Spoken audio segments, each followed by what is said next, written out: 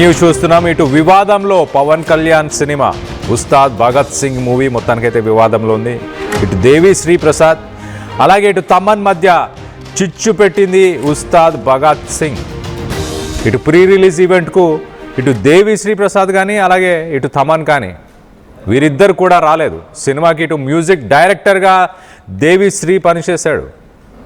ఇటు background score ఇటు తమన్ కొట్టాడు. ఇటు మైత్రి మూవీ మేకర్స్ నిర్ణయంతోనే ఇటు దేవి శ్రీ ప్రసాద్ని లాస్ట్ మినిట్లో అతని ప్లేస్లోకి ఇటు తమన్ ఎంట్రీ వచ్చింది. తమన్ని ఇటు మైత్రి మూవీ మేకర్సే ఎంటర్ చేశారు. దీంతో దేవి శ్రీ ప్రసాద్ అసంతృప్తిగా ఉన్నట్లు వార్తలు వస్తున్నాయి. అందుకే ప్రీ రిలీజ్ ఈవెంట్కి ఇటు దేవిశ్రీ దూరంగా ఉన్నాడు. తాను మ్యూజిక్ చేయని సినిమాకి రావడం ఎందుకని దూరంగా ఇటు తమన్ కూడా ఆ ఈవెంట్కి దూరంగా ఉన్నట్టు తెలుస్తుంది. ఇటు పవర్ స్టార్ అంటే ఇటు దేవిశ్రీ మ్యూజిక్ ఉండాల్సిందే.